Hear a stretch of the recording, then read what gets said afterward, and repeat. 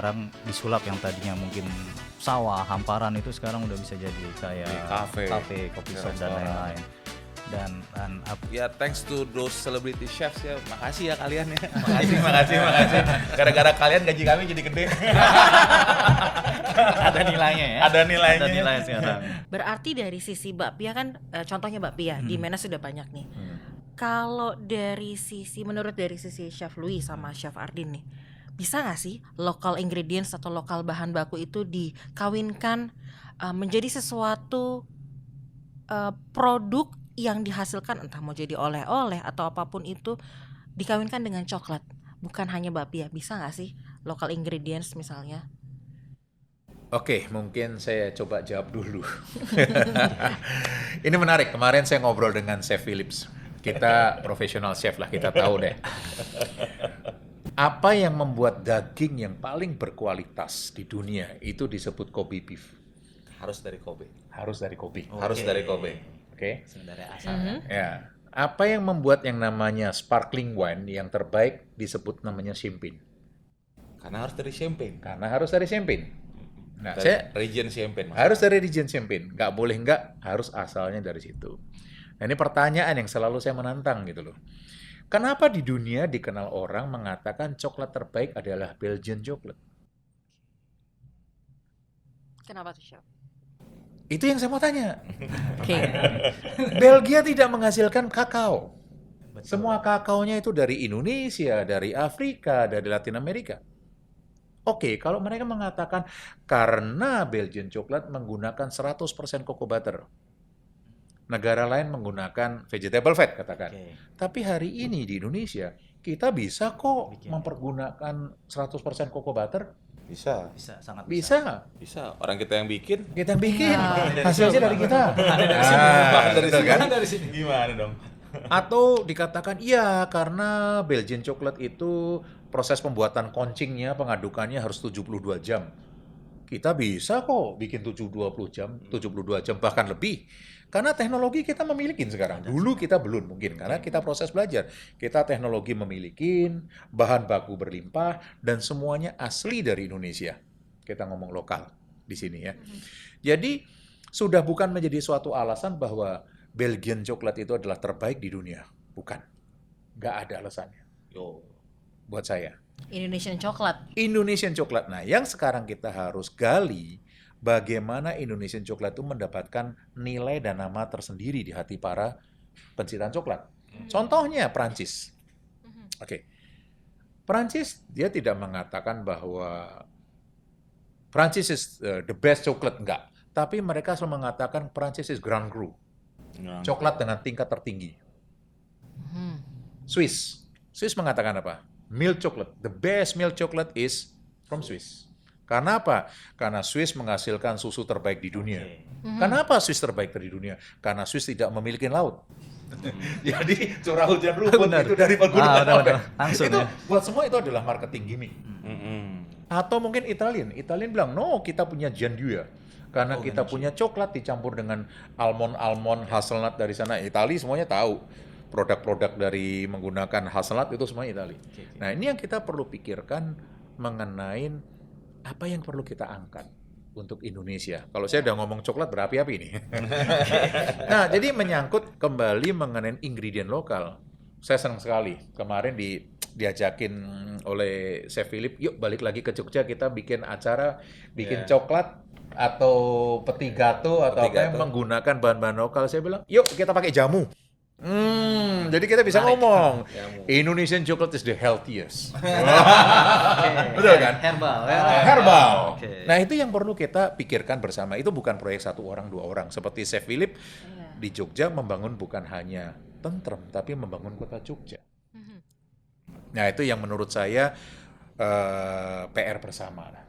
Coklat itu bukan hanya the best Belgian. You bilang the best, Perancis bilang Grand Cru, Swiss bilang milk, kita bilang the healthiest.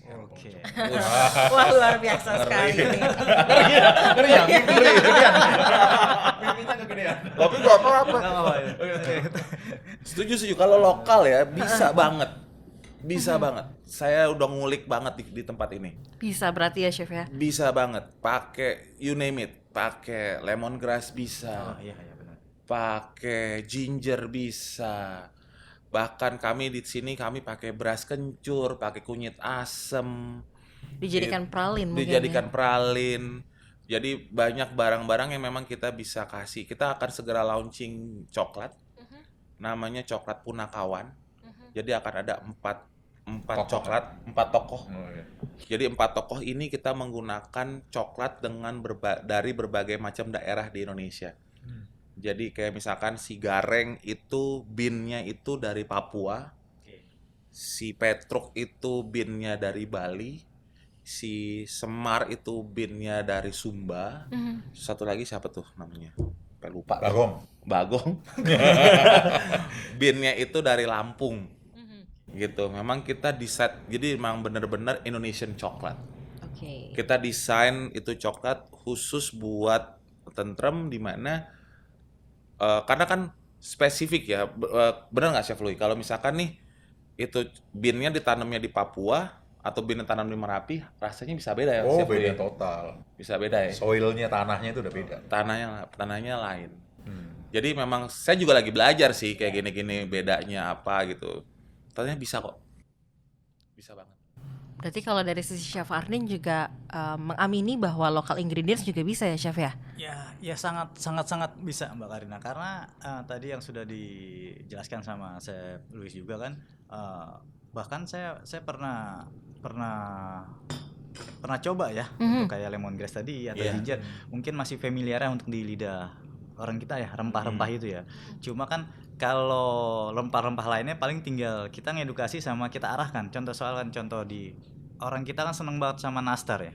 Nastar. Nastar itu kan identik sama cengkeh. Kayak apa? Nanas dalamnya. Ini apa yang Cengkeh. cengkeh benar kan? Iya, Nah, betul. kenapa kita nggak bisa cengkehnya ke coklat kan? Betul. Nah kan itu kan ya udah identik sama Rempah khas Indonesia lagi. sama Rempah Indonesia. sama kayak jamu kan. Jamu kan banyak tuh, maksudnya kalangan masyarakat tuh pasti kan jamu kencur yang kunyit dan lain-lain. Ketika kita arahkan, bahkan beberapa rempah juga kan udah diarahkan ke campuran makanan yang khususnya yang dessert ya, atau pastry atau dan lain-lain.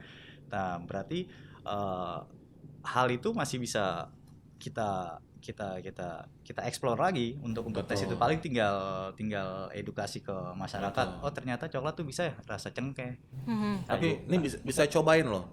Kita coba temper coklatnya yang besi. Yes. Kita infuse sama ginger. Kita jadikan blok lagi. Habis itu kita bikin coklat drink. Jadi itu di steam sama susu. Bikin kayak hot coklat. Hot coklat tapi infuse sama ginger. Berarti itu pakai dark coklat ya? Pakai Chef? dark coklat. Jadi herbal coklat itu kan. Jadi minuman hot coklat. Yes, Biasanya kan hot yes. coklat kan milky banget Iya. ya. Oke. Minuman hot coklat yang kayak di kafe-kafe itu. Ini kita infuse sama ginger. Oh wow, luar biasa sekali ini teman-teman di rumah. Baik dari sisi ide sudah ada, local ingredients dikawinkan dengan coklat pun bisa juga. Dari sisi demand juga banyak. Berarti PR-nya untuk teman-teman food service di luar sana, khususnya di kota Yogyakarta dan di Indonesia pada umumnya, apa sih yang harus dilakukan untuk mengeluarkan inovasi baru mungkin, atau strategi pemasaran apa yang harus dilakukan teman-teman food service di rumah nih? Mungkin pengen tahu nih harus ngapain ya tahun depan atau 5 tahun ke depan, inovasi apa yang harus dilakukan bukan hanya di dunia coklat saja tapi dari sisi dunia food service nih, Chef. Mungkin dari Chef Louis dulu. Saya mau cerita pengalaman menarik. Boleh dong. Sangat boleh. Boleh nambah Sambil kopi. minum. Ini ngomong kopi nih, ada hubungan dengan kopi nih. Mau nambahin kopi juga boleh kok. 2 minggu lalu saya habis menikmatin kopi termahal yang pernah saya alamin. Yang pernah dibeli. Yang pernah saya beli. Nggak boleh sebutin merek kan? Nggak boleh. Ya. Jadi kebetulan saya habis pulang dari Milan, Italia. Di kota tersebut saya ketemu dengan beberapa teman dan teman bilang istilahnya, kamu harus pergi ke suatu coffee shop yang nama depannya S. Saya bilang, Sehati. Saya bilang nggak mungkin merek itu bisa bertahan di Itali. Itali semua peminum kopi dong. Oke. Ya, kopi terbaik dari dulu semua Itali. Tapi mereka mengatakan adalah kamu mesti ke sana karena pemiliknya ini adalah seorang business lady yang berhasil mengangkat brand ini, akhirnya berhasil survive yang tadi hampir hilang gitu loh. Dan kemudian saya datang ke sana dan saya lihat, waduh, gedung tua keren bener, terus kemudian antriannya panjang sekali. Saya berdiri paling belakang gitu kan. Terus ada petugasnya datang dengan seragamnya. Dia bilang, "Hey, are you the first time coming to Milan, Italy? Kita punya coffee shop ini." "Oh ya, so kamu mau saya antarkan ke dalam gitu?" "Oh, mau dong." Saya cutting the line. Saya masuk dalam, petugasnya stop. "Oh, nggak boleh masuk." Dia bilang, "Nggak, ini tamu saya." Masuk dan itu ruangan gede sekali. Di dalam itu gede sekali. Dan baristanya banyak, bukan satu orang. Dan mereka menyambut saya, "Hai, welcome to..." Ini terus kemudian mereka panggil satu barista yang penuh tatunya, ciri khas barista kan. Nah, mereka datang terus bilang, "Oke, kita duduk." Terus kemudian, "You come from Indonesia, I have a special bean from you from Indonesia." Dia membuat V60. Dia bikin sambil ceritanya panjang-panjang, lebar, macam-macam. Udah selesai, saya dibikin V60 dan please enjoy. Dan saya menikmati burn coffee. Saya nggak suka burn coffee. Coffee udah terlalu roasting, terlalu tinggi. Fruitynya udah hilang buat saya. Oke, Dan. Yang menyedihkan buat saya, yang minum hanya saya. Karena istri saya tidak minum kopi. Anak saya juga tidak suka kopi. Lebih menyedihkan ketika saya bayar bill saya punya kopi 100 euro. Yang di sini nggak bayar. Kalau nggak suruh bayar. 100 euro. Dan buat saya ini adalah Pengalaman. saya merasa saya tidak membayar kopinya hari itu. Mindset saya rubah. Saya membayar pengalaman apa yang harus saya sharingkan kepada teman-teman. Jadi bisnis dia adalah sebetulnya memang menjual kopi. Tapi kenapa that business lady berhasil survive? Karena dia menjual experience, dia menjual cerita. Storyteller. Jadi ini yang menurut saya teman-teman juga di sini mulai mikirkan, product is a product. Tapi kita harus mulai mengemas produk yang kita buat itu dengan suatu cerita. True, setuju. Nah, ini yang membuat nilainya lebih. Yang kopi mungkin harganya cuma 2 euro, jadi 100 euro. Itu menurut saya adalah pengalaman yang sangat, nggak boleh ngomong mahal ya, tapi pengalaman yang sangat berharga buat saya. Sangat berharga. Nanti yang saya boleh sharingkan sebagai marketing, kita sudah harus benar kita fokus dalam produk sendiri, kemasannya dibenerin, produknya kualitas ditingkatkan, tapi harus ada satu nilai tambah yaitu storyteller. Experience mungkin disandingkan dengan juga services ya. Service. Yang bintang 5 ya. Betul. Storytelling ya. Storytelling. Plus pelayanan yang bintang 5. Betul. Oke, mungkin dari sisi Chef Philip. Kalau dari saya tadi storytelling, saya nambahinnya tuh soal persistency. Persistency sama memiliki produk yang punya karakter. Persistensi dalam artian seperti apa? Persistensi dalam artian terus digali, terus dieksplor, terus-terusan dan jangan nyerah ketika kalah. Sebagai contoh, apalagi kan kita akan mengawinkan produk yang biasa dinikmati oleh para bule, terus kita kawinkan dengan Indonesian Herbal di dalamnya.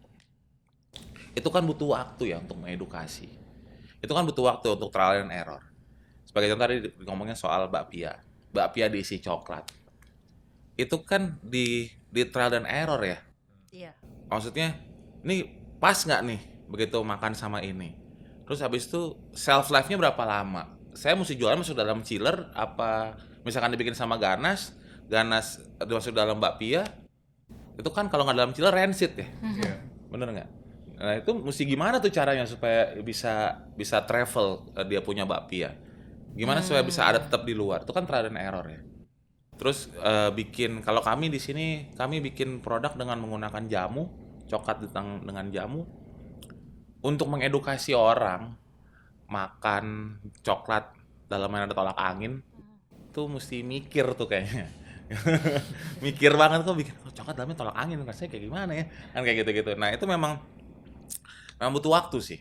Memang butuh waktu. Persistensi. Storytelling, pelayanan bintang 5, persistensi. Kalau dari sisi Chef Ardin? Kalau ini ada mungkin mungkin di Jogja, nggak tahu ya saya Philip apa sudah pernah apa belum. Ada unik itu. Dia punya resto di rumah. Awal mulanya dia cerita waktu itu saya juga datang ke sana ya, maksudnya itu pun harus reservasi. Dan dia cuma buka Jumat Sabtu. Oke. Mungkin Tahu ya. Saya tahu. waktu itu sempat ke sana kan. Saya enggak, dan ternyata harus reserve. Saya datang, ternyata saya ditanya, "Sudah reservasi belum?" Wah, saya nggak tahu kalau di sini karena saya datang ke sana benar-benar nggak tahu, itu nggak ada pelang restorannya. Benar-benar rumah orang seni lah. Ya, benar-benar unik, benar itu unik. Dan saya ketika parkir mau mobil sama teman itu disuruh ke belakang lapangan belakang itu, dan kita masuk ke rumah. Makanya ketika saya masuk situ ditanya sudah reservasi atau belum, ya belum. Dicek sama dia, sama ditanya ke mungkin Pemiliknya. Justru pemiliknya itu. Iya, nanya pemilik ya. Dia nanya ke mungkin yang admin atau apanya, masih ada yang kosong nggak dohnya. Dia nanya dohnya. Iya. Bukan ininya, bukan tempat Iya, duduknya. iya. Ini Dohnya masih ada Masih nggak? ada nggak? Servisnya seperti itu dia kan. Iya, iya. Nanya dohnya masih ada. Kok kayak gini ya masih ada. Saya juga akhirnya ditanya langsung.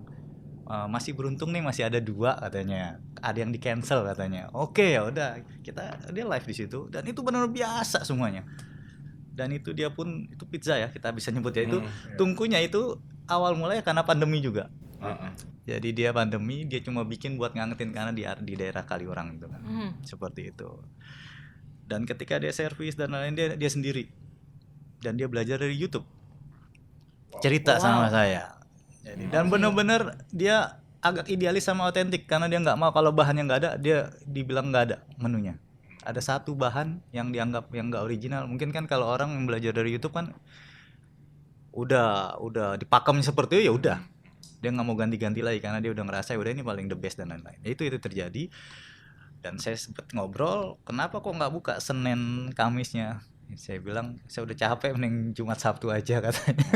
Karena saya pengen, dan jangan kan tetap unik ya, karena idealis, karena berarti kan dia dalam sebulan cuma 8 kali buka restoran. 8 kali buka itu resto. Dan itu benar-benar unik cara pelayanannya. Terusnya benar-benar dia nge-guide dari tamu sama karyawannya, dan itu benar-benar dia nggak pakai seragam dan lain-lain. Itu kan servisnya benar-benar unik. Yang tadi mungkin hospitality 5 star dan lain-lain, ini benar-benar unik, benar-benar tradisional dan lain openingnya dia cuma cuma hari-hari tertentu Jumat, saja. Sabtu aja. Betul. Yang lain dia cuma jawabnya ya buat istirahat kan udah capek deh. Itu kan hal yang unik di Jogja, mungkin nggak tahu ya di luar Jogja itu ada atau mungkin ada yang seperti ini ya, sampai kita kalau nyari kayak mangut lele ya, sampai kita masuk ke rumah. Sama tadi saya tulis ada pengalaman makan di masuk gang-gang juga ya. Itu kan benar-benar F&B service product di sini benar-benar sedang menggeliat sekali ya. Betul. Makanya kalau kita balik yang tadi ke coklat dan lain-lain ya, itu sangat bisa dieksplor untuk ke berbagai ini. Tinggal kita ngedukasi sama nge-treatnya orang-orangnya aja. Karena contoh soal kita kan dulu pernah ada susu jahe. Ya, logikanya di situ. Berarti kan itu pemasarannya benar-benar dari yang angkringan atau dari warkop dan lain-lain, kan pengenalannya dari situ. Kenapa coklat juga bisa aja kan? Coklat jahe dari angkringan, dari warkop dan lain, karena awal mula akhir susu jahe jadi paten mungkin ya sekarang. Semua tuh sampai sekarang udah ada saset premixnya, ada saset ada sasetnya dan lain-lain. Itu kan bisa semuanya, berarti kan ada kemungkinan besar coklat ya diarahkan ke herbal dan rempah itu sangat besar. Bisa banget. Sangat besar. Bisa ya, kita sekarang ini aja ibaratnya dari bakpia sudah mematahkan yang tadi cuma kumbu, kacang hijau, kacang merah, sekarang sudah coklat semuanya.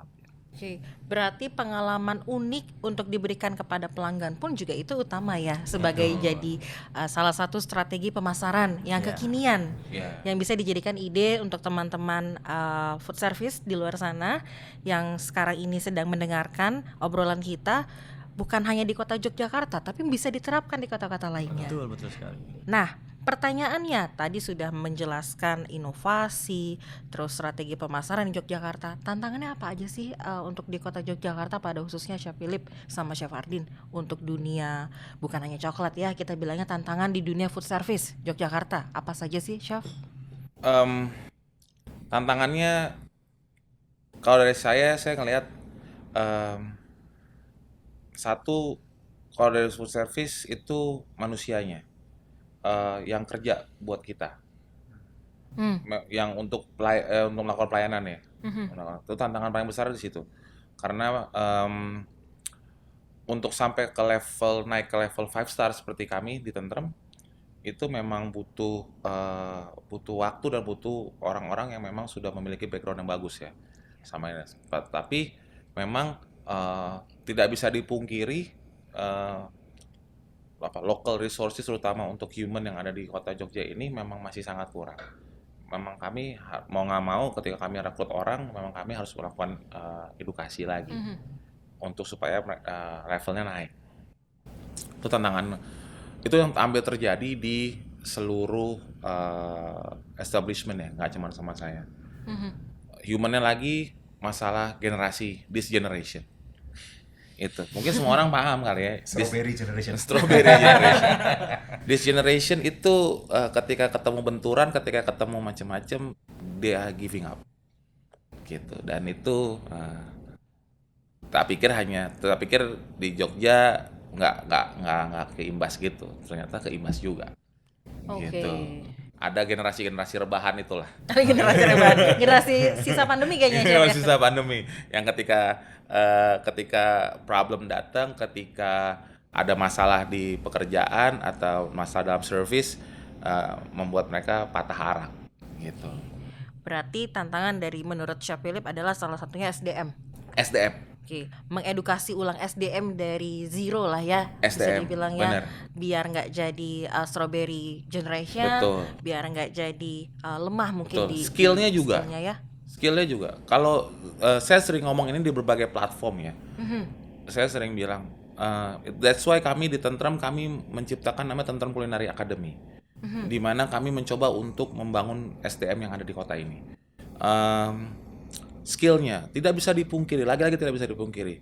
Skill untuk kayak seorang chocolatier, skill seorang patissier, skill seorang chefs yang ada di kota ini memang kami, bisa bilang kami ya, saya lah, tim saya lah, saya nggak usah ngomong yang lain ya. Tim saya di hotel kami aja sendiri ini memang untuk adu sama skill yang ada di kota-kota besar lain itu, seperti di Bali, di Surabaya, di Bandung, di Jakarta. Kami ketinggalan gitu. Saya sampai mendatangkan Chef Louis ini berulang-ulang kali ke sini. Dan saya mendatangkan banyak chef-chef yang lain itu untuk mendidik tim saya. Tim saya itu tadinya awalnya beda antara komponen dan couverture aja nggak tahu loh. Gitu. Sampai Chef Louis datang ke sini untuk ngajarin gimana cara tempering yang baik seperti apa. Tempering di atas meja atau tempering pakai atau meltingin coklat dulu pakai apa chef ngajarinnya? Saya ingat banget sampai Chef Louis itu ngajarin tim saya itu di kaca kitchen saya itu dicoret-coret sama dia, ditulisin nih cara ngitungnya, perbandingannya kayak gimana, dikasih rumus-rumusnya seperti apa. Ya itu kan buktinya kami aja yang di 5 star waktu itu 4 tahun yang lalu skillnya nggak nyampe nih. Gitu untuk food service gitu loh, nggak mau nyerah sama tantangan yang ada berarti ya chef ya, tapi justru mengedukasi, ayo kita sama-sama jadi pintar. Bener, saya datangkan banyak sekali loh chef ke sini, datangkan chief butcher, saya datangkan French chef ke sini untuk jajan pasar, saya datangkan orang-orang jajan pasar ke sini cuman buat ngajarin gimana sih bikin jajan pasar, bedanya tepung ini dan tepung ini, implementasinya ke dalam jajan pasar yang mana yang pas. Gitu. Oke. Itu kalau dari sisi SDM PR-nya kita harus mengedukasi ulang ya Chef Betul. Philip ya.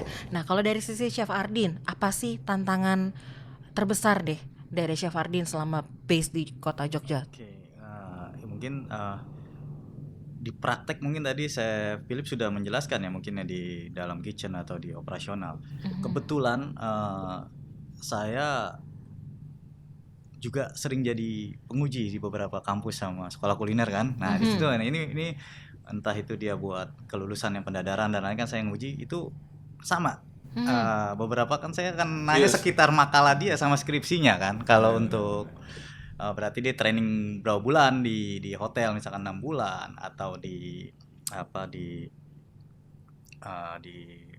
industri lainnya dan hampir nggak ngerti ya sekarang ya maksudnya dia entah itu benar-benar dia training di dalam kitchennya itu sendiri atau memang hanya kayak seperti ya wes lah copy paste atau dan lain-lain. Makanya ada beberapa ketika diuji itu banyak yang rada blank. Ketika saya cuma kan intinya kan kita kalau bertanya di pendadaran itu atau uji kompetensi dan lain kan apa yang sudah dia lakukan kita tanyakan dan hampir tanggung jawab dia ketika OJT dan lain-lain itu masih belum bisa diaplikasikan ketika dia ujian pada saat pendadaran seperti itu atau pas lagi uji kompetensi dan lain-lain dan mungkin gimana ya agak ini juga ya maksudnya benar-benar kan ya mungkin itu tugasnya pendidik dan lain-lain itu ya untuk ini karena di lapangan kadang yang tadi dibilang juga beda ya generasi yang dulu itu ketika mungkin bahasa kasarnya dihajar seperti apa dalam kitchen itu masih strong dan lainnya. Kalau sekarang kan kan ada pengalaman juga dari beberapa SMK juga itu ya saya tulis sama saya Philip jadi agak digalakin sedikit dia ngadu ke orang tuanya dan lain-lain otomatis kan jadi bingung nih yang si anak sama chef yang incase sama HRD otomatis kan itu dilema pilihannya nanti yang di dalam chefnya ya jadi canggung ini anak kan ibaratnya seperti apa nanti mau nggak mau kan nanti dibalikan lagi ke sesuatu itu hal kayak gitu kan mental juga kan baliknya kan seperti itu. SDM terus juga challenge-nya adalah sekarang dari sisi Chef Ardin adalah mental SDM-nya. Betul. Nah, pertanyaan juga buat Chef Louis. Kalau dari sisi Chef Ardin dan Chef Philip adalah kota Jogja. Kalau dari sisi Chef Louis ada nggak sih tantangan untuk dunia food service di seluruh market Indonesia menurut Chef Louis itu apa? Kalau ngomong food service, tantangan buat saya perhatikan ya setelah saya banyak keliling di mana-mana ya, standarisasi. Itu aja deh diberesin dulu. Baru kemarin kita bicara ya, Chef. Kita bikin standarisasi nggak usah ngomong coklat deh. Kita ngomong nasi goreng aja deh. Konsisten ya. Bisa konsisten. Konsisten itu juga paling utama.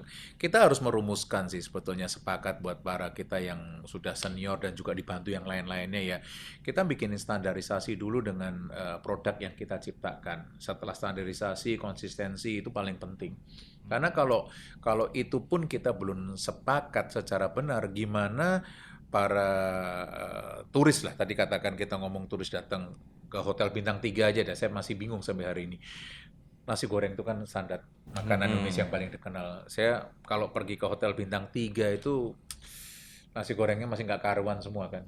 Nah itu yang mesti kita benarin dulu. Nah baru kita bisa ngomong lebih ke arah step berikutnya, produk-produk lain ya. Ya itu sih buat saya standarisasi dan konsistensi itu dua yang benar-benar harus kita perhatikan. Oke, tadi kita sudah membahas mengenai tantangan ya dari masing-masing kota Yogyakarta dan seluruh Indonesia pada generalnya.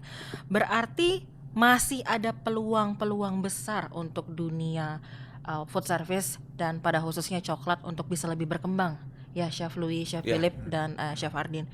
Tapi masih ada nggak sih pasar atau segmen yang belum tergarap nih dari sisi coklat dan sisi food service, Chef Louis? Saya hanya menyimpulkan dari cerita kita semuanya tadi. Saya fokuskan ke Jogja aja ya, jangan terlalu lebar karena kebetulan saya di Jogja.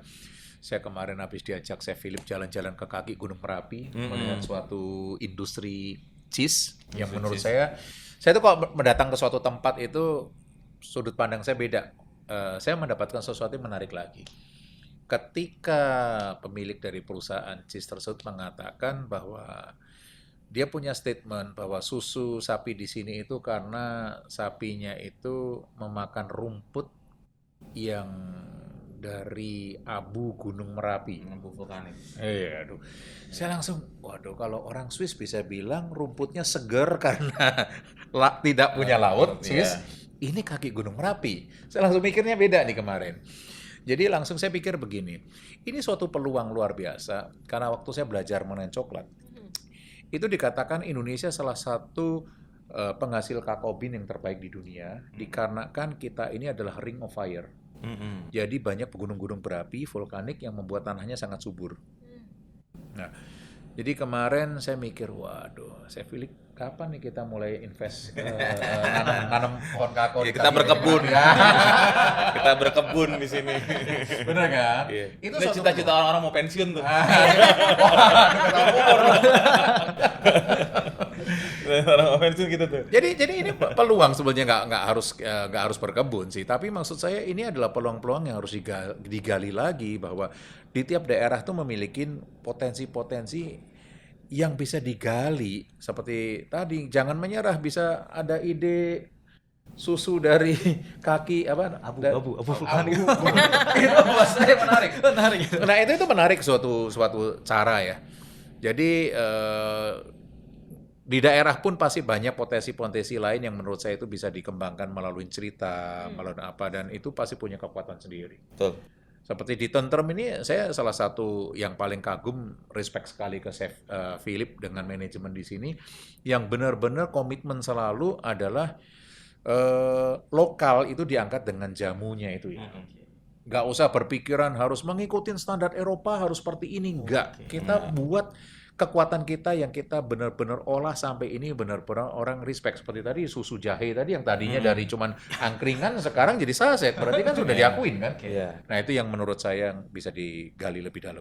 Oke, berarti boleh saya simpulkan berarti bisa banget ya Bisa. untuk kolaborasi antara coklat dengan produk lainnya, antara coklat dengan food service lainnya, itu bisa Betul. banget untuk dijadikan kolaborasi ya, Betul. dijadikan bisnis yang mendatangkan revenue pastinya untuk Pasti. teman-teman food service di layar kaca. Dan ada nggak sih contoh sukses story, kisah sukses dari teman-teman, mungkin teman-teman Chef Philip dan teman-teman Chef Ardin di kota Yogyakarta yang pernah disandingkan nih antara coklat sama bisnis lainnya?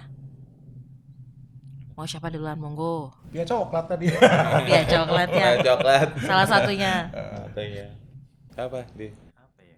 Apa ya? Ya, Yang sukses tuh kalau di sini kalau sama coklat ya, karena mungkin belum terlalu masuk ke apa namanya industri yang kayak bakpia gitu. Tapi salah satu success story yang saya tahu adalah saya punya kenalan di sini. Tapi memang bukan orang Indonesia sih, dia orang Swiss. Oke. Orang Swiss. Dia menikah sama orang Jogja.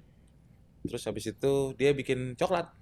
Oh ya, lokal Oh, coklat. Dia iya, bikin- iya, Ya, iya. saya tahu. Lokal Dia bikin lokal coklat. Iya, iya. Sekarang saya dulu dia landlord saya dulu. Jadi rumah saya itu sebelah-sebelahan sama dapur coklatnya dia. Jadi setiap malam tuh misalnya tuh saya mencium dia lagi ngerosting coklat. Oke. Terus setiap malam saya tuh kadang-kadang kalau dia lagi udah mulai ngekoncing coklatnya tuh baunya kan wangi banget ya. Iya. Sampai masuk-masuk ke rumah saya tuh. Terus abis itu ya, dan dia persistence. Dia komitmen dengan menggunakan biji lokal. Apa namanya? Coklat lokal. Sampai kemarin sempat terjadi apa namanya? Kelangkaan coklat nih di Jogja. Wah, benar itu. Nggak punya coklat waktu itu di Jogja. Sempet waktu itu. Dia stop produksi. Oke. Dia stop produksi. Beberapa bulan terus dia nggak produksi. Akhirnya yaudah deh, kayaknya nggak bisa deh.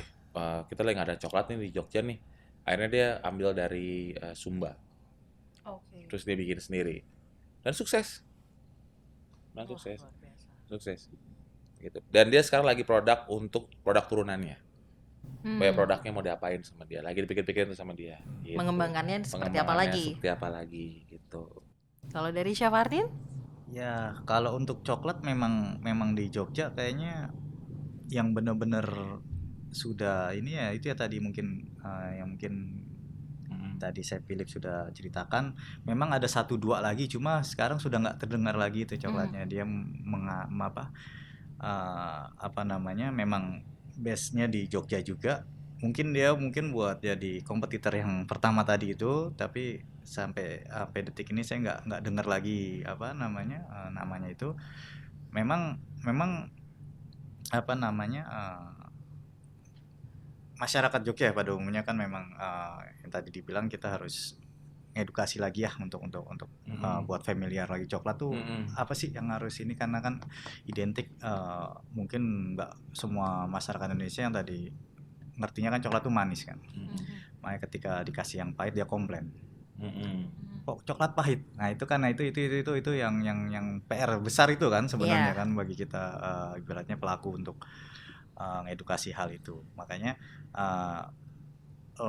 mungkin untuk rata-rata yang benar pure coklat dia pakai yang real kayak cover cherry itu memang masih jarang ya. Mungkin masih yang jarang dia, apalagi dia buat yang ini. Makanya sangat unik yang lokal coklat ini. Itu di mana ya pabriknya? Di depan hotel. Ini sama kan ya sama yang di sana. Dia punya museum juga kalau nggak salah. Oh, itu lain lagi tuh. Lain lagi. Ini berarti itu dokumen gede. Itu lumayan gede. Nah, ini ada museum ya. Ini museumnya ada di industri rumahan. Jadi ada yang satu ya mungkin yang tadi sampai punya museum ya. Dia sampai museum dan dia sama-sama orang luar kayaknya. Sama orang Swiss juga kayaknya. Cuma dia lebih ke tadi yang saya Louis bilang, dia lebih ke Belgia. Bawa benderanya selalu coklat Belgia. Dia selalu import seperti itu. Oke. Berarti ini dari sisi edukasi pendidikan juga penting ya di masyarakat Jogja pada khususnya. Berarti pertanyaan selanjutnya untuk Chef Philip nih. Kita pengen tahu dong, Chef Louis. Kita pengen tahu dong Chef Louis.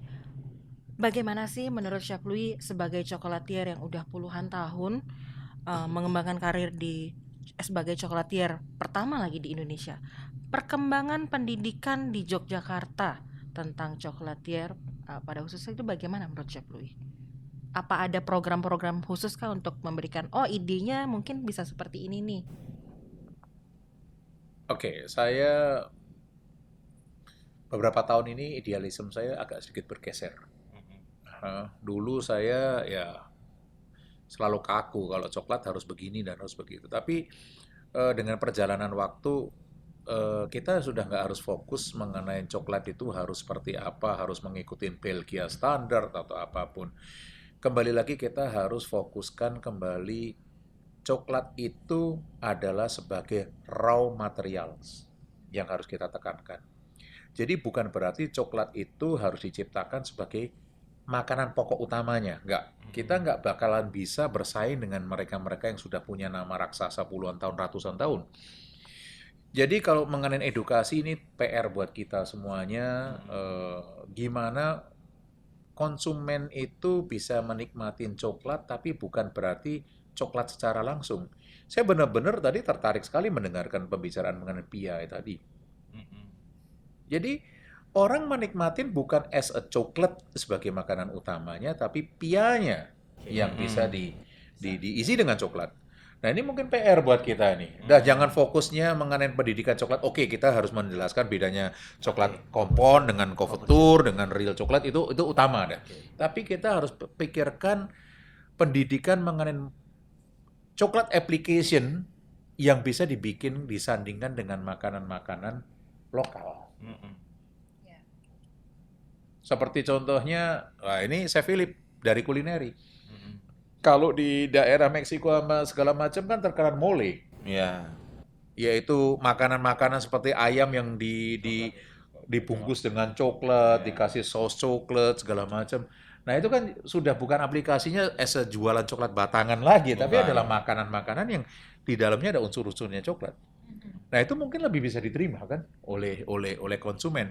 Jadi mungkin buat kita tugas pendidikan ke depannya adalah menambahkan skill bagi mereka dalam pengolahan coklat as a raw materials. Itu sih pendapat saya. Oke.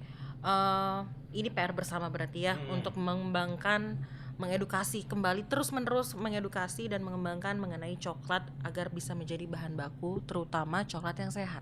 Ya. Betul ya. Nah, mungkin pertanyaan terakhir nih untuk teman-teman Chef Louis, Chef Philip, dan Chef Ardin. Menurut Chef Philip dulu deh, tuan rumah nih, prospek coklat dan food service ke depannya itu seberapa besar di Jogja? Saya sering bilang, orang bilang think outside the box. Tapi kalau saya bilang think like there is no box. Wah, lebih besar Luar lagi. biasa. Iya. Di luar dimensi. Jadi itu tidak ada. Jadi limitnya apa sih? The limit is yourself. Jadi kalau mau nanya peluangnya sebesar apakah gitu, besar. Tapi mesti pinter. Kayak tadi saya bilang, kita harus ciptakan demand. Gitu. Ciptakan demand. Cara ciptakan demand gimana? Diajarin. Kalau nggak diajarin nggak akan ngerti. Ketika nggak ngerti, nggak mau beli atau nggak mau makan. Jadi memang butuh waktu. Dikenalin ya. Dikenalin, dan itu harus konsisten dan persistence.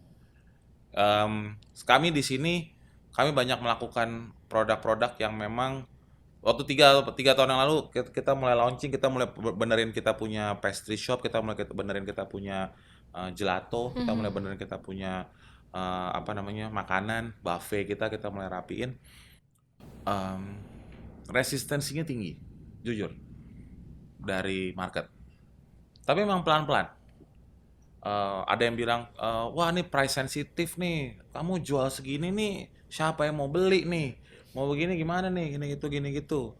Terus kemarin saya kirim kemarin tim saya ke Surabaya, ada yang saya kirim ke Semarang, yang dekat-dekat sini aja lah. Terus saya bilang mereka, oke, doing komset, kita cek harganya, cek produkannya, cek seperti apa yang mereka lakukan. Dan ternyata kami tetap yang paling mahal jualannya. Meskipun kami di Jogja ya, gitu. Dibanding di Surabaya, kita ngomong apple to apple ya, maksudnya another 5 star ya. Iya. Apple to apple, tetap kami yang paling mahal jualannya. Dan tetap kami yang paling ekstensif jualannya. Ya memang peluang ada, besar banget, tapi memang harus diciptakan. Oke, setuju. Kalau dari Chef Ardin mungkin Chef? Untuk coklat ya? Iya. Atau food service mungkin bisa. Ya, kalau untuk saya yakin untuk perkembangannya untuk di Jogja khususnya ya, itu kedepannya lebih akan baik ya, karena kita berkaca ke tadi yang artisan bakery yang di awal itu berproses kan, sampai pindah-pindah akhirnya sekarang diterima, bahkan justru malah dia mengajak yang dari luar masuk, dari luar Jogja masuk berinvestasi, bahkan buka di Jogja. Dan untuk servisnya sendiri, untuk coklat nanti dengan beriringnya waktu berjalan kan nanti dia kayak sepertinya akan menerima, berproses itu pelan-pelan, seperti apa sih coklat udah diaplikasikannya, entah itu dia buat makan individu atau tanpa campuran bahan lainnya, seperti itu paling tetap kita menunggu proses itu sampai benar-benar oke, kita terima coklat ini bisa diterima untuk sehari-hari atau mungkin kayak kebutuhan atau cemilan ya mungkin ya, kayak gitu. Ini nambahin dikit ya omongannya deh ya. Ini selain diciptakan edukasi adalah kita harus bantu locals yang ada di sini untuk menciptakan yang tadi Chef Louis bilang, produk aplikasinya seperti apa. Mengajarkan, Ketika sharing ya. misalnya produk aplikasinya seperti apa, terus dikawinkan dengan coklat, dan itu menguntungkan buat yang produk lokal, untuk orang-orang lokal sini. Ketika dijual mereka itu jadi lokal, jadi menguntungkan, itu terciptalah sebuah demand. Gitu. Jadi memang kita nggak boleh pelit nih sama resep, nggak boleh pelit nih sama produk kita. Misalkan nih ada pia coklat, pia dalamnya ada coklat. Kan orang-orang kan ada kecenderungan latah ya. Gitu. Satu bikin pia coklat, bulan depan ada pia coklat berikutnya, pia coklat nomor 2, pia coklat nomor 3, pia nomor 4, kan banyak tuh. Tiba-tiba seperti itu. Follower. Ya nggak apa-apa. Dibuatlah seperti itu supaya terjadi demand. Gitu. Mungkin kita bisa aplikasi ini mungkin ya. Mungkin kita bisa aplikasi apa kayak dengan coklat. Gitu. Dengan ada imbuhan storytellingnya, ini coklat dibikin ditanam di kaki Gunung Merapi ya, abu vulkanik. Dengan abu vulkanik rasanya akan sangat-sangat berbeda. Oke. Yang ngelola from bean to bar itu adalah local farmer, kan begitu. Habis itu dimasukkan ke dalam produk aplikasi, di mana itu bisa jadi apa? Kan karena kita kota wisata ya. Oke. Kalau memang itu bisa jadikan suatu hal yang menjadi oleh-oleh Cendera mata ya maksudnya. dari kota ini, oleh-oleh dan hanya khusus dari kota ini, kenapa tidak? Ketika itu bisa menjadi industri oleh-oleh, ketika itu bisa menjadi industri yang memang menguntungkan masyarakat, itu bisa masuk. Oke. Berarti benar ya Chef Louis ya, prospek pertumbuhan dunia coklat dan food service itu makin tahun makin bertambah ya Chef ya? Harusnya ya. Saya ragu gitu. Saya bukan ragu sih, harusnya, karena gini, orang tidak melihat secara data secara keseluruhan, tapi kalau saya lihatnya datanya yang diterbitkan memang dari internasional ya, memang Indonesia pertumbuhan paling tinggi untuk di Asia. Saya cuman ada pepatah, bukan pepatah ya, ada kata-kata yang selalu saya suka ketawa kok dengarnya. Jadi dari 5 orang yang ditanya, biasanya 4 orang tuh mengatakan suka coklat. Oke. Dan yang satu tuh bohong. Jadi semua suka coklat. Suka coklat Ya, semua gitu. Dan kita memang kenyataan memang semua orang suka coklat. Betul. Gitu kan. Sekarang poinnya adalah bagaimana kita mengaplikasikan produk coklat ini menjadi produk makanan yang bisa dinikmatin banyak orang gitu loh, bukan kembali lagi coklat secara langsung. Saya punya pengalaman pernah tinggal di Filipina selama 2 tahun. Itu saya masa-masa jaya saya lah. Saya tinggalnya di Shangri-La, Pak. Waduh. 2 tahun tinggal di hotel. Tinggalnya di hotel. Sarapan pagi buat saya tiap pagi itu apa, Pak? Di Shangri-La. Campurado. Campuran. Itu apa tuh? Campurado itu makanan tradisional Filipina, itu bubur, Oke. tapi pakai coklat. Wah, Oh ya Pak? Ya. gurih ya berarti dong.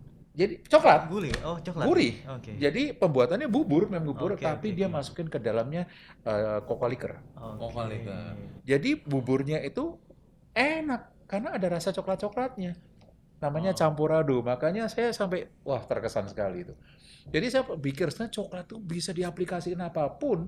Orang tanpa sadar menikmatin enak. Dia nggak mikir lagi ini adalah coklat, tapi yang dipikirkan ini campurado adalah bubur. Ya seperti apa namanya, kok di sini kan ada bubur Manado, bubur lemu, bubur apa, betul kan? Ya, itu sih menurut saya. Coklat itu batasannya diri kita ya tadi. Betul. Lebih ke mindset sekali ya maksudnya. Iya. Biar dia